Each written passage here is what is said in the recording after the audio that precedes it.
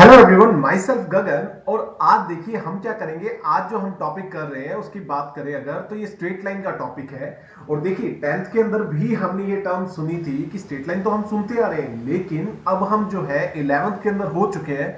तो अब हम क्या करेंगे, 11th लेवल का स्ट्रेट लाइन करेंगे। देखिए 10th के अंदर जो हमने डिस्कस किया था आज तक का, तो 10th के अंदर हम क्या डिस्कस करते थे, हम डिस्कस करते थे a x plus b y plus c is equal to zero type की इक्वेशंस का, जिसके अंदर हम क्या करते थे, y को सेपरेट कर लेते थे या x को सेपरेट कर लेते थे और खुद की तरफ से डिपेंडेंट और इंडिपेंडेंट वेरिएबल्स के अंदर इक्वेशन बना के हम वैल्यू सब्स्टिट्यूट करते थे। लेकिन अब हम 11th के अंदर हो चुके हैं, तो हम जो है 11th लेवल का स्ट्रेट लाइन करना स्टार्ट करते हैं। और देखिए 11th के लेवल के अंदर क्या बोलता है कि सबसे पहले डेफिनेशन की बात करते हैं हम।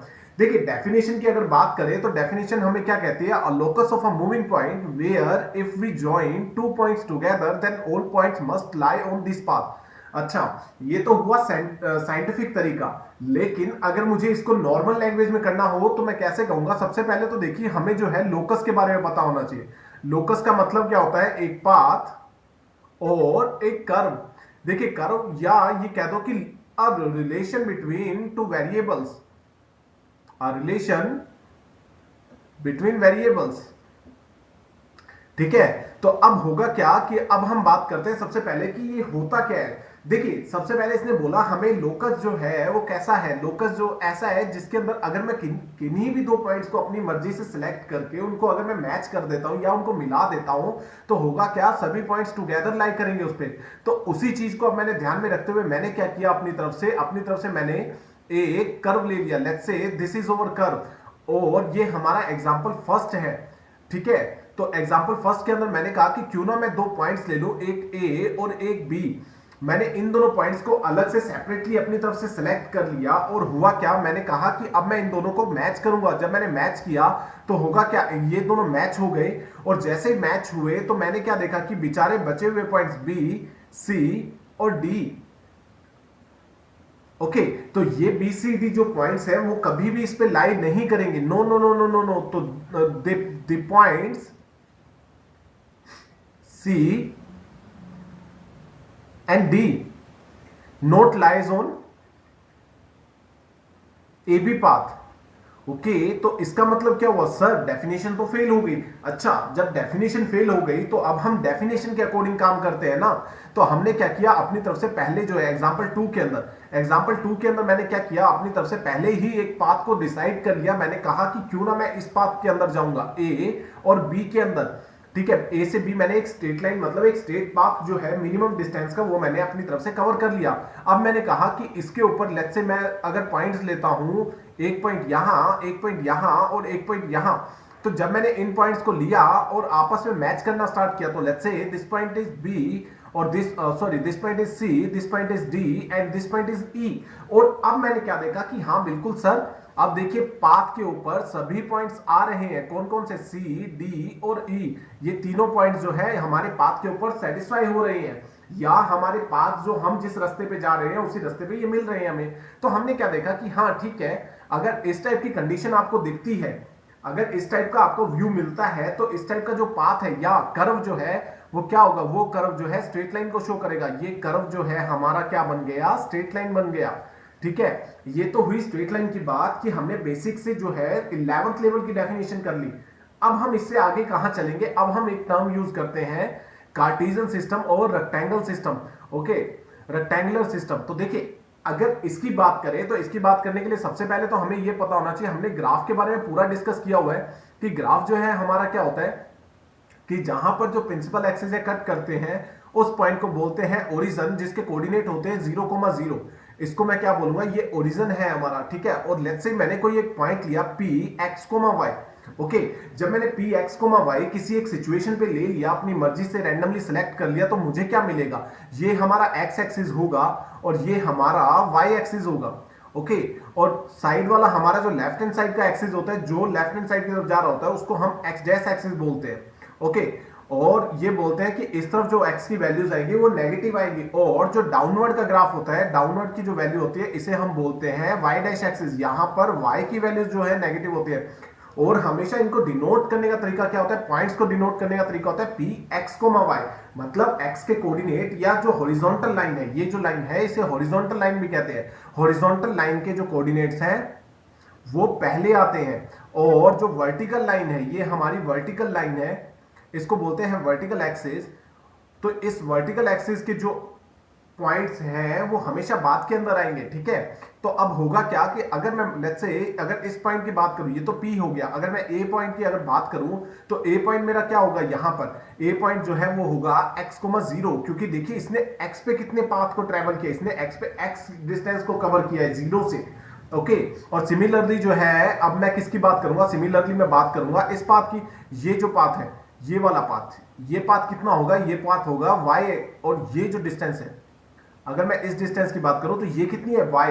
अच्छा, तो इसका मतलब जब मैं हॉरिजॉन्टल डिस्टेंस पे जितना चलता हूं उसे बोलते हैं x के कोऑर्डिनेट, और अगर मैं वर्टिकल डिस्टेंस पे चलता हूं तो उसे बोलते हैं y के कोऑर्डिनेट, ओके। तो इसका मतलब ये डिस्टेंस कितनी, ये डिस्टेंस भी x और ये डिस्टेंस भी कितनी, y। इसे बोलते हैं हमारे कार्टेशियन सिस्टम का पहला क्वाड्रेंट, ये फर्स्ट क्वाड्रेंट है जहां पर दोनों जो है x और y दोनों पॉजिटिव आते हैं। अगर यही मैं बात करूं अगर सेकंड क्वाड्रेंट की, तो लेट्स से ये हमारा सेकंड क्वाड्रेंट है, ओके। सेकंड क्वाड्रेंट के अंदर क्या होगा, ये जो x है इस बार x मेरा नेगेटिव चलेगा, ओके। और y जो है, देखिए y तो मैं इसी क्वाड्रेंट के अंदर वैल्यूज लूंगा, और y जो मेरा क्या चलेगा, वो हमेशा पॉजिटिव वैल्यूज को अकर करेगा, वो हमेशा पॉजिटिव वैल्यू देगा। तो यहां पर जो कोऑर्डिनेट आते हैं वो किस फॉर्मेशन के आते हैं, नेगेटिव कोमा पॉजिटिव के फॉर्मेशन के आते हैं, ओके। और फिर उसके बाद अगर मैं थर्ड क्वाड्रेंट में जाऊं, अगर ये मेरा थर्ड क्वाड्रेंट है, तो यहां पर क्या होगा, यहां पर मैं एक बात देखूंगा कि अच्छा यहां पर x भी नेगेटिव है और y भी नेगेटिव है। मैंने कहा हाँ बिल्कुल, x भी नेगेटिव और y भी नेगेटिव है। अगर ऐसी सिचुएशन के अंदर आप पहुंच जाओ तो क्या लिखते हैं, यहां पर जो कोऑर्डिनेट्स आएंगे वो किस फॉर्मेशन के आएंगे, नेगेटिव कॉमा नेगेटिव की फॉर्मेशन में आएंगे, ओके। सो अब बात करते हैं फोर्थ क्वाड्रेंट की। देखिए फोर्थ क्वाड्रेंट के अंदर हमें आपको भी डायरेक्टली पता लग रहा होगा कि फोर्थ क्वाड्रेंट कैसा है। फोर्थ क्वाड्रेंट x मेरा पॉजिटिव और y मेरा नेगेटिव, तो ये कैसा होगा, पॉजिटिव कॉमा नेगेटिव फॉर्मेशन का होगा। अच्छा, तो यहां से आपके सिनेरियो में एक बात आई कि सर अगर आप ध्यान से देखो तो सेकंड और जो फोर्थ क्वाड्रेंट है वो एक दूसरे का रेसिप्रोकल है। मैंने कहा हाँ बिल्कुल है, कि वहां पर सर x नेगेटिव आ रहा था लेकिन यहां पर x पॉजिटिव आ रहा है, वहां पर y जो है पॉजिटिव आ रहा था, यहां पर y नेगेटिव आ रहा है। और थर्ड क्वाड्रेंट जो है वो किसका रेसिप्रोकल आएगा या किसकी मिरर इमेज आएगी, वो मिरर इमेज आएगी किसकी, हमारे फर्स्ट क्वाड्रेंट की। देखिए वहां पर दोनों पॉजिटिव हैं और थर्ड क्वाड्रेंट में दोनों नेगेटिव हैं, ठीक है। अब बात करते हैं, ये तो हुआ हमारा रेक्टेंगल सिस्टम और रेक्टेंगुलर सिस्टम और कार्टेशियन कोऑर्डिनेट सिस्टम, ठीक है। इन कोऑर्डिनेट्स को जो x, y की फॉर्मेशन में होते हैं उसको बोलते हैं कार्टेशियन कोऑर्डिनेट सिस्टम, ओके। सो अब हम इससे थोड़ा सा और आगे चलते हैं। अब हम बात करते हैं इंटरसेप्ट की, कि इंटरसेप्ट क्या होता है और कैसे इसको डिनोट करते हैं। तो लेट्स से मेरे पास कोई एक लाइन है, मैंने इस लाइन को अपनी तरफ से बोल दिया कि ax plus b y plus c is equal to 0 type की लाइन है, ओके। तो होगा क्या, देखिए जब भी मैं इस लाइन का ग्राफ ड्रॉ करूंगा तो लेट्स से मुझे पता है कि किसी ना किसी पॉइंट पर ये कट करेगी अपने एक्सिस को, मतलब एक्स एक्सिस को भी और वाई एक्सिस को भी। तो लेट्स से ये हमारा पॉइंट क्या होगा, आपको मैंने अभी बताया ये होगा ओरिजिन, ठीक है, जिसका कोऑर्डिनेट क्या है 0,0, और ये क्या है हमारा एक्स एक्सिस, ओके, और ये क्या है हमारा वाई एक्सिस, ठीक है। तो इससे मैं y एक्सिस, और जनरली मैंने बस प्रिंसिपल नाम दिए हैं अभी तक मैंने कुछ आगे नहीं किया। तो अब मैं क्या करूंगा, मुझे क्या चाहिए, मुझे चाहिए इस a के कोऑर्डिनेट और b के कोऑर्डिनेट, बस जस्ट फिर मैं सिंपली जो है डिस्टेंस फॉर्मूला अप्लाई करूंगा और मेरे पास जो है लेंथ आ जाएगी OA और OB, जो यहां पर OA जो है वो शो करती है किसको, intercept on x axis, okay. और जो y पे जो मैंने OB लिखा वो क्या शो करती है, वो शो करती है intercept on y axis, okay. तो मैं इसको लिख रहा हूं इंटरसेप्ट ऑन y एक्सिस, ठीक है। तो अब मैं क्या करूंगा, अब मैं इसको करना स्टार्ट करता हूं। तो देखिए मैंने इसको डिनोट कर दिया कि हाँ ये वाली जो डिस्टेंस है ये कितनी है मेरी, ये है y एक्सिस का इंटरसेप्ट, और जो ये डिस्टेंस है ये वाली, ये कितनी है, ये मेरा x एक्सिस का इंटरसेप्ट है, ओके। ये तो मैंने कर दिया, लेकिन अब मुझे कुछ ना कुछ तो फाइंड करना होगा। तो मैंने कहा ठीक है, देखिए सबसे पहले मैं आपको एक बात बताऊं, तो अगर मैं इस लाइन को लिखना चाहूं तो मैं ऐसे लिख सकता हूं क्या, ax plus b y, let's say इस c को जो है हम राइट हैंड साइड में ही रख रहे हैं, तो ऐसा कुछ बन गया होगा ax plus b y is equal to c। Okay, तो अब होगा क्या मेरी तरफ से, मुझे ये पता है अगर मेरे को ए कोऑर्डिनेट फाइंड आउट करना है तो उसके लिए एक्स एक्सिस का कोऑर्डिनेट फाइंड आउट करना पड़ेगा। अगर एक्स एक्सिस का कोऑर्डिनेट फाइंड आउट करना है तो होगा क्या, होगा मेरे पास ये कि मेरे पास जो है वाई कोऑर्डिनेट, ये वाला कोऑर्डिनेट, ये मैं क्या करूंगा, जीरो के इक्वल पुट कर दूंगा। इसको मैं किसके इक्वल पुट करूंगा, यहां पर y इज इक्वल टू 0 रख दूंगा for x coordinate. Okay, x coordinate पे कभी भी आपको जो है वैल्यू फाइंड आउट करनी हो तो क्या कीजिए, y को 0 पुट कर दीजिए। जैसे ही मैंने y को 0 पुट किया तो होगा क्या, यहां से ax is equal to C type आ जाएगा और x इज इक्वल टू कैसा आ जाएगा, c बाई a। अच्छा, तो इस पॉइंट के जो कोऑर्डिनेट आए वो कैसे आए, c by a comma 0 type के। मैंने कहा हाँ बिल्कुल ऐसे ही आए। अच्छा, अब अगर बात करें हम b कोऑर्डिनेट की, तो b कोऑर्डिनेट को कैसे फाइंड आउट करेंगे, देखिए कुछ नहीं है, बेसिक फिर से वही जो है हम अप्रोच यहां पर अप्लाई करेंगे। अप्रोच क्या रहेगी इस बार मैं यही बोलूंगा कि अगर मुझे ये बी पॉइंट फाइंड आउट करना है तो ये किस पर है, वाई एक्सिस पर है। होगा क्या, x is equal to 0 put हो जाएगा, तो x इज इक्वल टू 0 अब मैं यहां पुट करूंगा और जैसे ही पुट करूंगा, सॉरी यहां नहीं, यहां पुट करूंगा, ये जो हमारी इक्वेशन है ये वाली। ओके, यहां मैंने जैसे पुट किया तो होगा क्या, यहां से ax कि x की जगह मैंने पुट कर दिया 0, तो a multiply by 0 by is equal to c। ये तो स्टेप 0 हो गया, तो by इज इक्वल टू आ गया c और y इज इक्वल टू कितना आ गया, c बाय b। ओके, तो अगर कभी इस टाइप की फॉर्मेशन मिल जाए तो मतलब ये जो कोऑर्डिनेट है वो कैसा है, 0, c बाय b टाइप का है। ओके, तो अब हमें ये चीज तो पता लग गई कि ये जो डिस्टेंस है वो कितनी होगी, ये जो डिस्टेंस है ये होगी c बाय a टाइप की। ओके, ये जो डिस्टेंस जितनी भी आई, ये डिस्टेंस c बाई a है और ये डिस्टेंस कितनी है, b बाई a है। यहां पर अगर आप चाहो c बाई b, सॉरी, अगर आप चाहो तो डिस्टेंस फॉर्मूला अप्लाई कर सकते हो। इसका देखिए ये तो हुआ हमारी जो है टिपिकल अप्रोच कि हाँ ऐसा हमें करना पड़ेगा, लेकिन इसका जो है शॉर्टकट क्या रहता है, अगर हम शॉर्टकट की बात करें तो कि शॉर्टकट में कैसे करें सर, तो देखिए मैंने कहा ax plus b y plus is equal to C type की है इक्वेशन।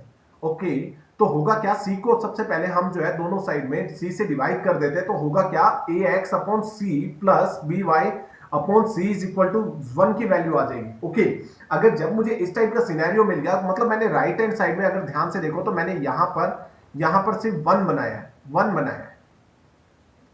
ओके, तो होगा क्या, अब मैं क्या करूंगा, यहां से इस वाले स्टेप के बाद अब मैं क्या करूंगा, x को अकेला करना स्टार्ट करूंगा न्यूमरेटर पार्ट में। तो x को मैंने अकेला किया और यहां से बन गया x upon c by a plus y upon c by b। Okay, is equal to 1। तो यहां से मैंने जैसे देखा, अच्छा तो अब देखिए x के जो डिनोमिनेटर पार्ट में आ रहा है वो कितना आ रहा है, वही सेम लेंथ आ रही है जो अभी हमने अप्रोच से फाइंड आउट की थी।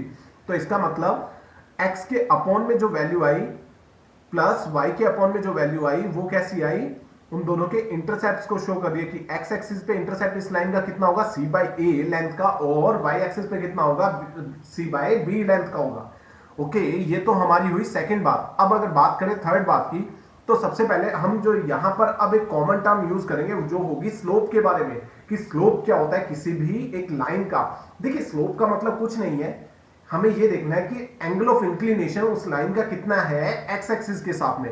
तो यहां पर हम कुछ नहीं करेंगे, बस यहां पर एंगल ऑफ इंक्लिनेशन दिखाएंगे, angle of inclination on x axis. Okay, on x axis. तो सबसे पहले angle of inclination on x axis को निकालना स्टार्ट करते हैं या फाइंड आउट करना स्टार्ट करते हैं। तो देखिए मैंने यहां पर दो केस बना लिए अपनी तरफ से।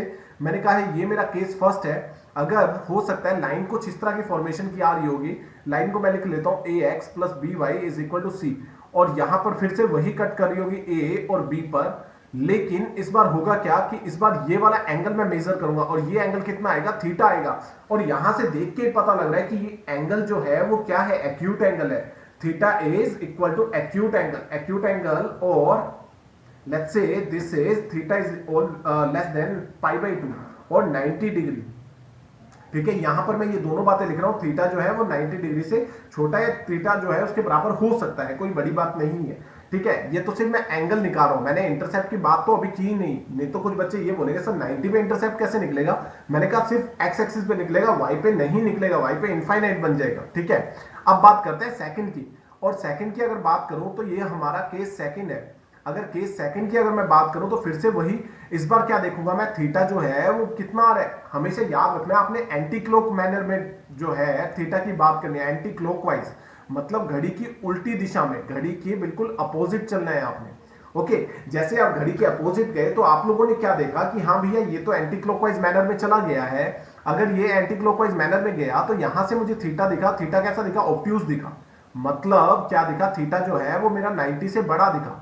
अच्छा तो यहां से एक कॉमन बात जो हमारे माइंड के अंदर है कि सर फिर तो हम इसे ये भी लिख सकते हैं कि जो थीटा है वो कहां से कहां के बीच में चलेगा, थीटा जो है वो चलेगा, अगर मैं इसको जनरली लिखना चाहूं तो थीटा हमेशा जो है मेरा लाई करेगा 0 से पाई के बीच में। मैंने कहा हाँ बिल्कुल पाई के बीच में लाई करेगा, और कैसे लाई करेगा वो देखिए। अगर कहते हैं कि मान लेते हैं किसी बच्चे ने ये बोला कि सर थीटा जो है वो मान लेते हैं, अगर हमने इस टाइप की कंडीशन ले ली तो ठीक है, अगर मैं इस टाइप की कंडीशन ले लेता हूं कि सर यहां से देखो, यहां से आप तो कह रहे थे ना कि थीटा जो है यहां से मेजर किया, ये देखो पाई से भी बड़ा आ गया। मैंने कहा नहीं ऐसा नहीं है, फिर हम ऐसे मेजर करेंगे एंगल को, ना कि उस तरीके से मेजर करेंगे जैसे आप सोच रहे हैं कि यहां से जो है मैं मेजर कर दूं इस टाइप का थीटा। नहीं ऐसा नहीं करना, हमें जो है इस टाइप से मेजर करना है, ठीक है सॉरी।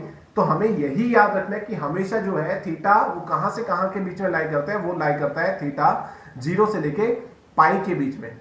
और यही जो है बेसिक टर्मोलॉजीज है किसकी, स्ट्रेट लाइन की, जहां पर हमने आज क्या सीखा, हमने डेफिनेशन के बारे में पता किया कि स्ट्रेट लाइन होती क्या है। सेकंड हमने जो है पता किया कि स्ट्रेट लाइन के अंदर कार्टेशियन सिस्टम क्या होता है या रेक्टेंगुलर सिस्टम क्या होता है। थर्ड हमने पता किया इंटरसेप्ट के बारे में। और फोर्थ हमने पता किया कि लाइन जो है स्लोप का मतलब क्या होता है, स्लोप का मतलब होता है angle of inclination with x axis. Okay तो आई होप बिल्कुल क्लियर हो गया होगा। So thank you so much.